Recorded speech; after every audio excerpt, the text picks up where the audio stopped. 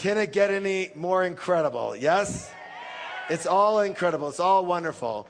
You know, the people who are on this stage are for the most part, they're hand-picked. All the trainers have been hand-picked by me. And this next person that I want to bring up here, oh man, this guy is going to light a fire under your ass. This guy can resonate, all right? He can bring the house, all of it. He is a renowned professional speaker, an author, television personality. He has a high energy message that really has people shake off mediocrity. Shake off what? And live up to their true greatness. And he has been honored with award after award after award after award after award. And he's been touted as one of the world's top 5 speakers by Toastmasters International in all time. Good or good?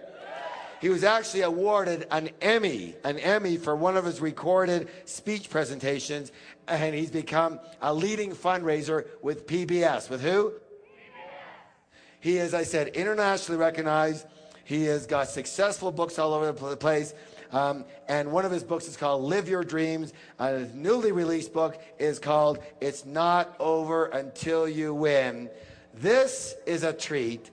This is the magnificence of none other than Mr. Les Brown.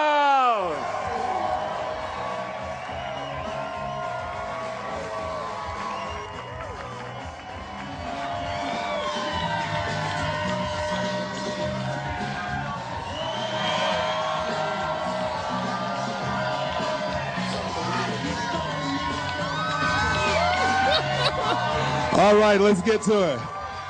It's so great to be here.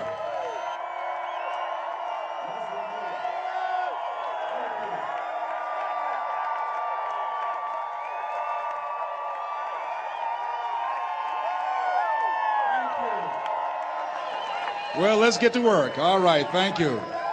Let's get to work. You are beautiful. I'm so excited to be here. I'm very honored to be invited here by a man that I consider an icon when it comes to personal empowerment, a man who is truly a Renaissance man who's ahead of his time and having the vision and the dream to create a Woodstock of the mind. He's making history. T. Harv Eckert, let's give him a round of applause. Let's give it to him. Thank you so very much. Yes. And I consider him a personal coach, an example of what we all can be when we make up our minds of living from our greatness as opposed to our fears. How many of you have some major goals you'd like to achieve? Raise your hands, please. Very good. I like to ask that question. There's no saying that if you aim at nothing in life, you hit nothing dead on the head. I've been looking at my life and reflecting on my life because 10 years ago I was diagnosed with prostate cancer. I stand before you because of God's grace and mercy and faith, and knowing that as we work together, as we believe in the possibilities of the fact that healing takes place first within, then without, the possibility is unlimited of what we can do. I'm going to do a national tour called You Are More Powerful Than Cancer. One of the things I think doctors should never tell anyone they're terminally ill. I think what they should say is that my knowledge and ability to help you has terminated.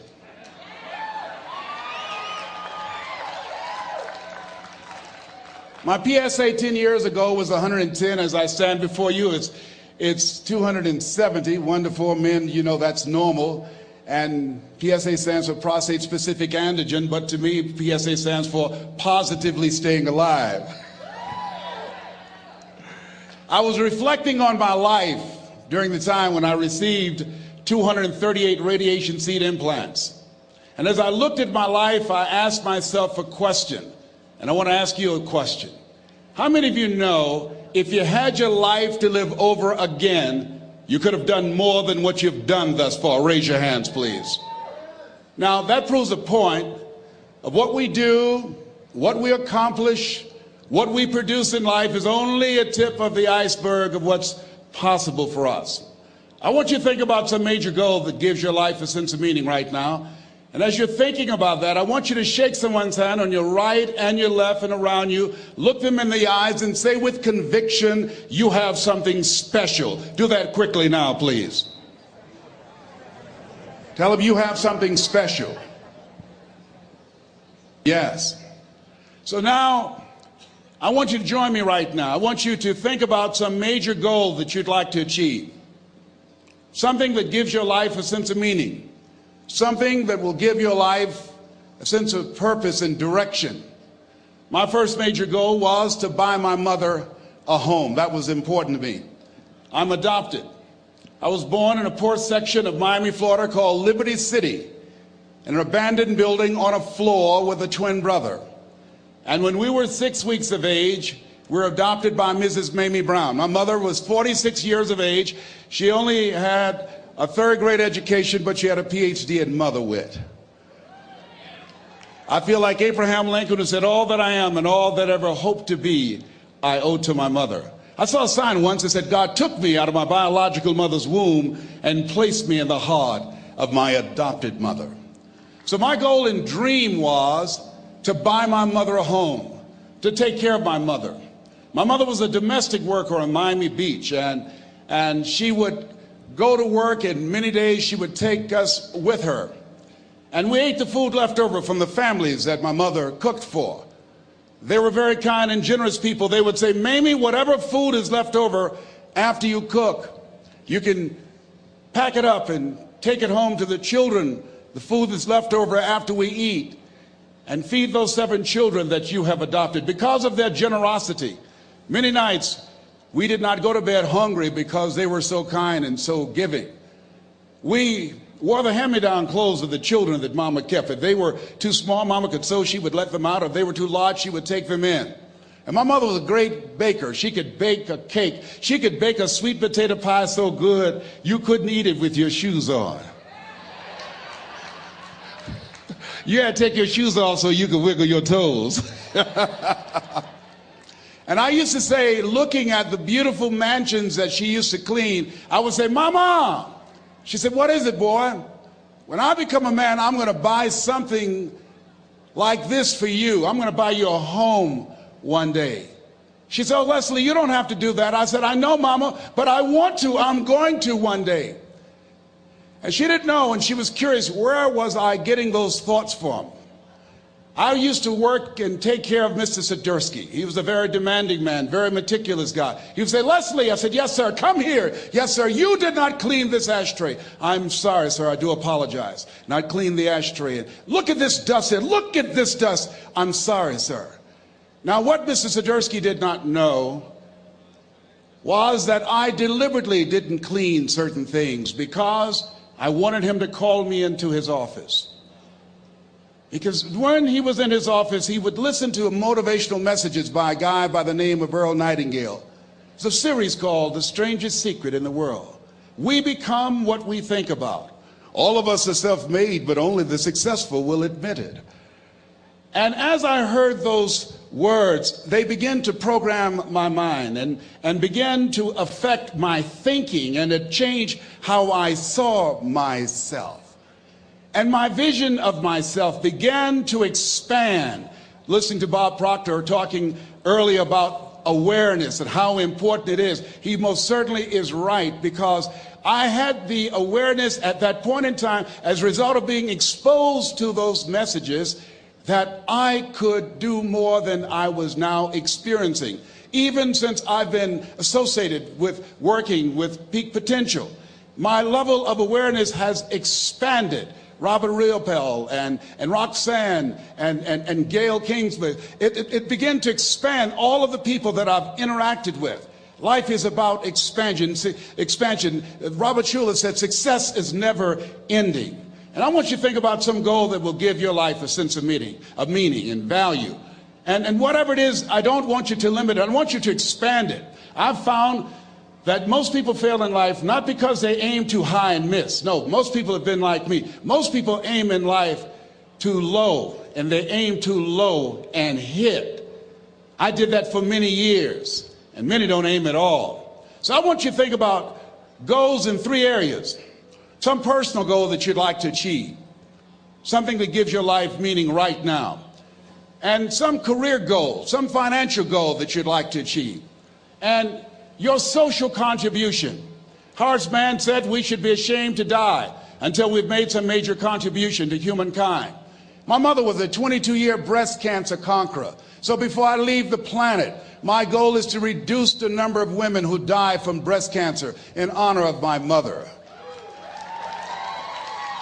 How many men are over 40? Raise your hands, please. As a 10-year prostate cancer conqueror, my goal is to decrease the number of men who die from prostate cancer, encouraging you to get your PSA test if you haven't done so, or your digital rectal examination. And I'll be glad when they can check our prostate by looking in our ears. It's got to be a better way. I'm turning red as I talk about it, but you can't see it. A friend of mine, he's a urologist now, used to play a lineman for Ohio State University. He said, "Hey, Les, let me give you a free rectal." I said, "No, buddy, you too motivated." Hope we don't roll like that. Huh? My goal before leaving the planet is to reduce the number of kids that are impacted by autism, to find a cure for autism, to work to raise money and to raise awareness, to eradicate it from the planet before I leave here. What's your goal? What's your dream? What is it you want to do with your life? Dr. Joelle Martin said something that I love. She said, "What would the world be like if everybody lived their dream?" Here's what I've found about life. It's not as complicated as I used to make it. I think that life is about dreams and stories. Everything that exists, the world at one time was barren, but everything that exists, hotels, planes, they weren't here. Everything that we see every day, computers, all of the things that we see, someone had a dream. Someone had a dream of a person standing on stage and their voice being amplified so they don't have to scream and yell and can be heard by thousands. Someone had that dream of how to transport us from one place to the other quickly and safely. The clothes you have on, where you're now seated, all came out of somebody's dream, the world's greatest achievement. What is your dream? I said that you have something special. I didn't say that just to be kind. I said it because it's true. You are God's chosen vessel. You were chosen, 1 out of 400 million sperm. You have something in you that when you were chosen, when you showed up, there's something in you that if you don't do it, all of us will suffer. Repeat after me, please. Live full. Die empty. Let's say it again. Live full. Die empty. Dr. Howard Thurman, one of the mentors of Dr. Martin Luther King Jr. and Albert Schweitzer and Mahatma Gandhi, he was a very brilliant writer. He wrote some things that really grabbed me. He wrote, "Deep is the hunger, the voice of the genuine, the centering moment." During the time after receiving 238 radiation seed implants, I was reflecting on his words, and these words kept me up that night. He said, "The ideal situation for a man or woman to die is to have family members praying with them as they cross over." He said, "But imagine, if you will, being on your deathbed and standing around your bed, the ghost of the dreams, the ideas, the abilities, the talents given to you by life, and that you, for whatever reason, you never went after that dream. You never acted on those ideas. You never used those talents. You never used those gifts. And there they are standing around your bed looking at you with large angry eyes saying, 'We came to you and only you could have given us life. And now we must die with you forever.'" And the question is, if you died today, what dreams, what ideas, what talents, what books, what music, what leadership, what voice will die with you? Miles Monroe, great orator and speaker, said the wealthiest place on the planet, it's not in the Far East where there's oil in the ground. It's not in South Africa where there are diamond mines. He said the wealthiest place on the planet is the cemetery. Because there you'll find greatness that we've never seen. There you'll find talent and genius and potential never actualized. Perhaps that's why Henry David Thoreau wrote the words, "Oh God, to reach the point of death, only to realize that you've never lived." Maybe that's why some unknown writer wrote the words, "What if you live your whole life only to discover that it was wrong? That it was wrong. That you were chosen to do something else and you didn't do it." Repeat after me, please. Live full. Die empty. I want you to take some notes and some things, and I want you to think about your goals and dreams in the three categories that I mentioned: personal, professional, and your social contribution. How many of you are serious about your goals and dreams? Raise your hands, please. Thank you very much. How many of you don't want to take your dreams to your grave with you? Raise your hands, please. Very good. Shake someone's hand on your right and left. Look them in the eyes and say, "Get out of your head and step into your greatness." Do that right now, please. Say, "Get out of your head and step into your greatness." I want you to write this down. Let us say together, as you think about your goals and dreams, let us say together, "It's possible," together, please. Yes, write that down. See, ladies and gentlemen, as an entrepreneur, I've been an entrepreneur for 20 years. It's my 21st year.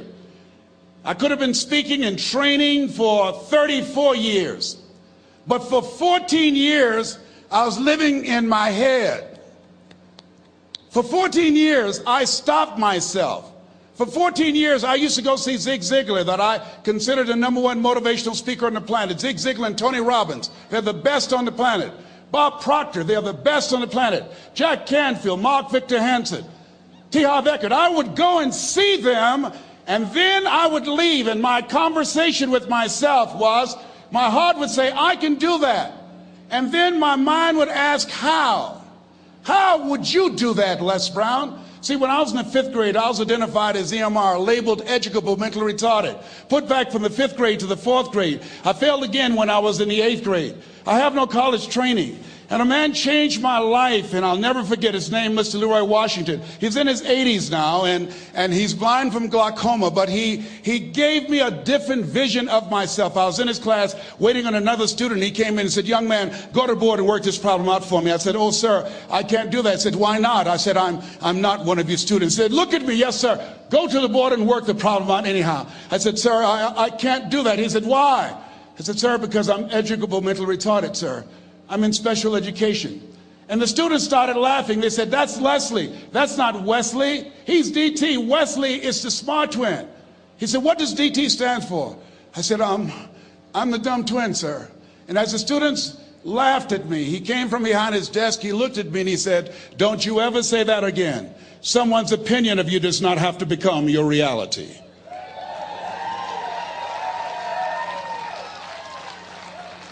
On one hand, I was humiliated, but on the other hand, I was liberated, because he looked at me with the eyes of Goethe, who said, "Look at a man the way that he is, he only becomes worse. But look at him as if he were what he could be, then he becomes what he should be." And so we developed a relationship.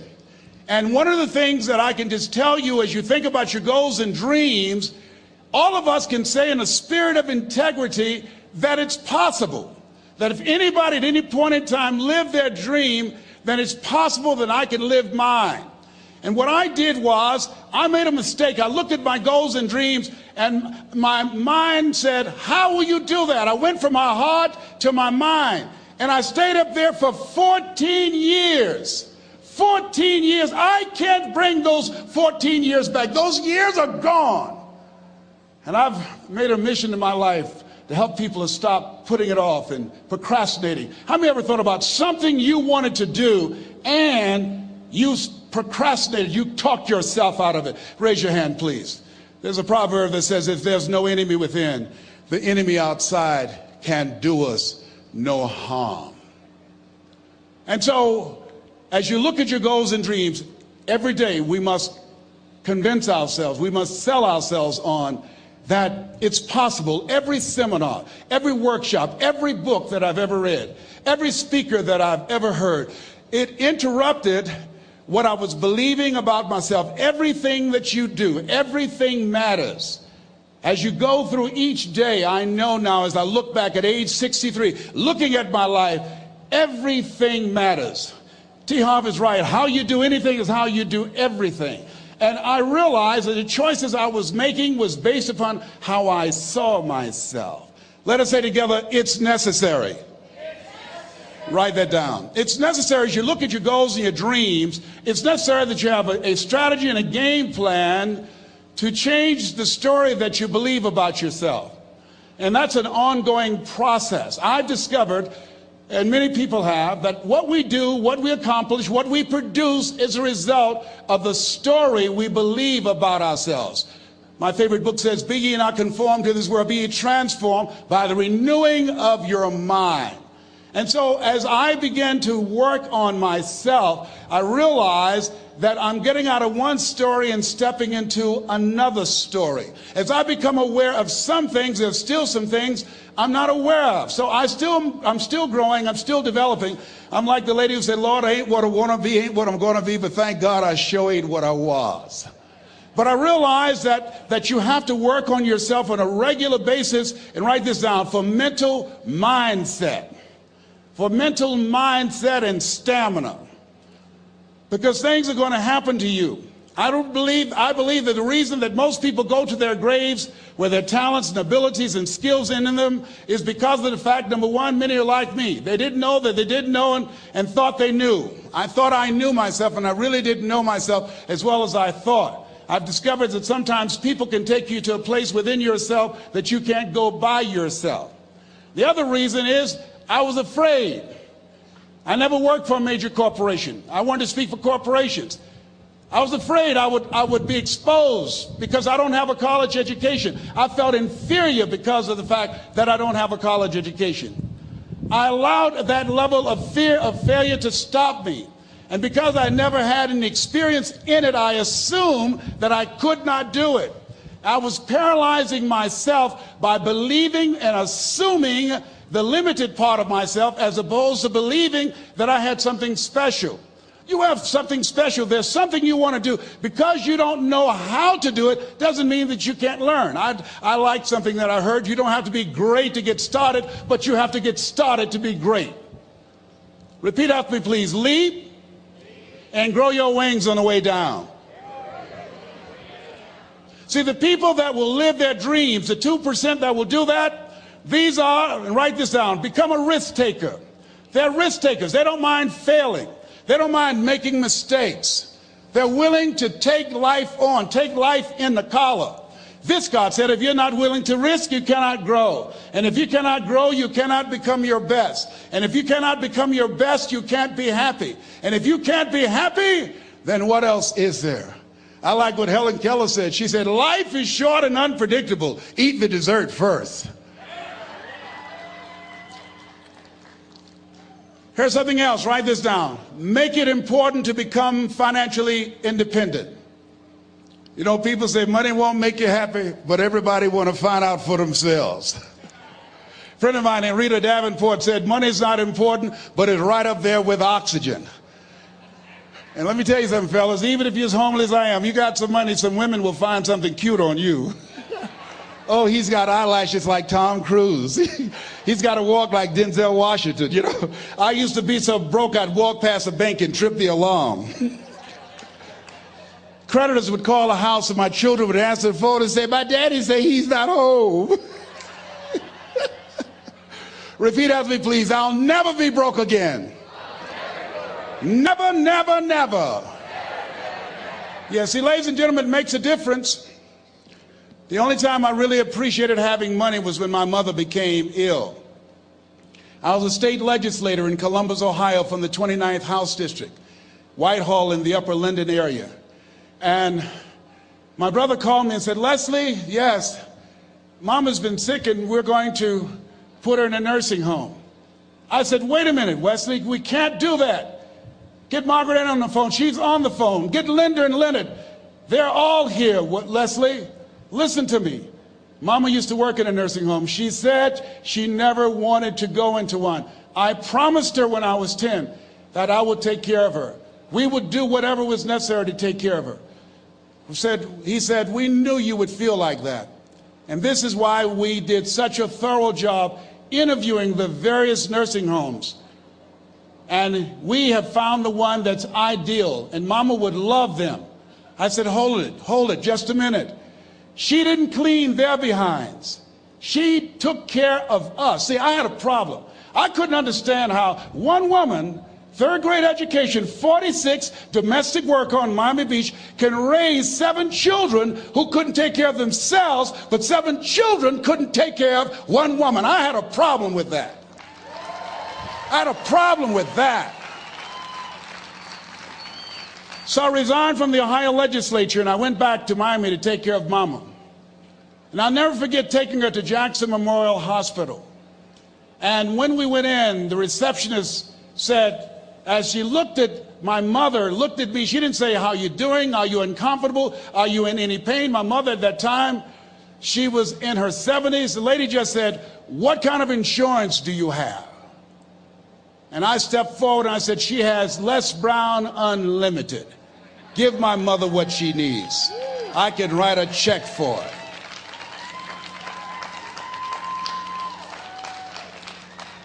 It gives you choices. It determines the difference in life and death, ability to afford health care, the quality of education that you can provide for your children, the ability to make a difference in the community. I'm doing training with young people in an area of Chicago called Englewood, where more young men have been killed in Englewood than in the Iraqi war, teaching them